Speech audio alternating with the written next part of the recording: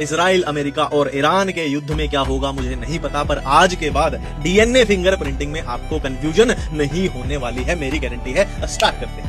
दोस्तों हम देख पा रहे हैं कि ये एक क्राइम सीन है जहां पर किसी ने किसी को टपका दिया है। देखो खून भी बह रहा है, ये मर चुका है। अब एसीपी प्रद्युमन, अभिजीत, दया सबाई, उन्हें शक हुआ दो इंसानों पे। एक तो इंसान है ए नाम का और एक इंसान है बी नाम का। देखो सीआईडी को यहां से क्या क्या मिला, देखो ये तो इसी इंसान का ब्लड है जो मर चुका है, ठीक है। और क्या क्या मिला कि इसको कोई मारने आया होगा ये, या फिर ये जाहिर सी बात है इसने फाइट भी की होगी, है ना, छीना झपटी हुई होगी। तो ये भाई सीआईडी को यहाँ पर बाल भी टूटे हुए मिले, बाल मिले यहाँ पर। और क्या मिला, इसने जब छीना झपटी की होगी तो इसके नाखूनों में इसकी या इसकी थोड़ी बहुत स्किन, कोई टिश्यू, कोई ब्लड, है ना, इसके नाखूनों में भी लगा हुआ मिला, ठीक है। तो सीआईडी ने ये बाल, इस खून का तो कोई काम नहीं है क्योंकि ये तो मर ही चुका है, ठीक है। तो ये बाल, ये यहाँ पर टिश्यू लगा हो सकता है, ये अपने काम का है। तो इसको उठा के ले आए वो लैब में डॉक्टर सानुके के पास। तो डॉक्टर सानुके ने क्या किया, इन बालों से या फिर इस टिश्यू से क्या निकाल लिया, डॉक्टर सानुके ने डीएनए निकाल लिया। देखो डीएनए में क्या होता है, टोटल डीएनए का जो 99.9% डीएनए है ना, वो सबका सेम होता है। वो मेरा भी सेम है, आपका भी सेम है, आपके पड़ोसी का, मेरे पड़ोसी का 99.9% है, मेजर पोर्शन है, इसीलिए इसको बल्क डीएनए बोल दिया गया है। अब बचा कितना, 0.1% डीएनए। ये सब में डिफरेंट होता है, अलग होता है, और इसको बोला जाता है सैटेलाइट डीएनए।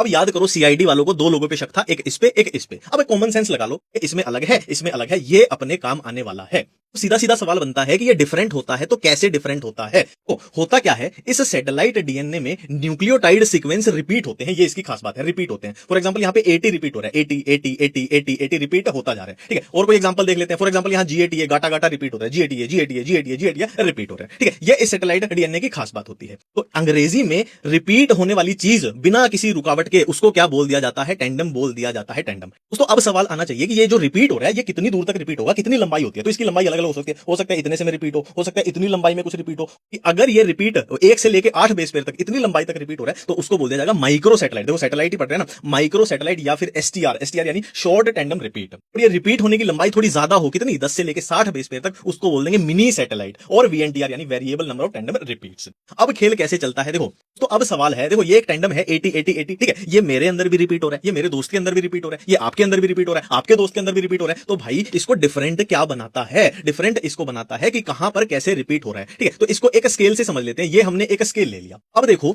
ये भाई क्राइम सीन से हमने क्रिमिनल का सैंपल लिया था, हमने देख लिया इसमें टेंडम कहां कहां रिपीट हो रहे हैं, ये हर इंसान में अलग होगा, ठीक है। तो यहां हम सस्पेक्ट ए रख देते हैं और यहां सस्पेक्ट बी रख देते हैं, और इनका दोनों का हम सैंपल देख लेते हैं लगा के। अब मैच करा लो, देखो इसका 0 पे आ रहा है तो 0 पे ये ए, सीधी लाइन खींच दो, ए यहां पे आ रही है। अगला देखो किसके साथ मैच हो रहा है, देखो 3 पे देखो ये यहां आ गया और ये इसका 3 पे यहां भी आ रहा है, ठीक है। नेक्स्ट 4 पे ये यहां आ गया, ये यहां भी रिपीट हो रहा है। नेक्स्ट 7 पे रिपीट हो रहा है, नेक्स्ट 10 पे रिपीट हो रहा है, नेक्स्ट 12 पे ये इसके साथ रिपीट हो रहा है। तो किसके साथ मैच खा रहा है, देखो बी वाले के साथ ये पैटर्न मैच खा रहा है, ए वाले का अलग ही चल रहा है। ए का देखो यहाँ पे 2 पे आ गया, यहाँ 5 पे आ गया, यहाँ अलग अलग चल रहा है, और इनका भाई सेम पोजीशन पे चल रहा है, इनका सेम पोजीशन पे चल रहा है। तो क्रिमिनल कौन है, ये वाला क्रिमिनल है, इसको उड़ा दो, जेल कर दो।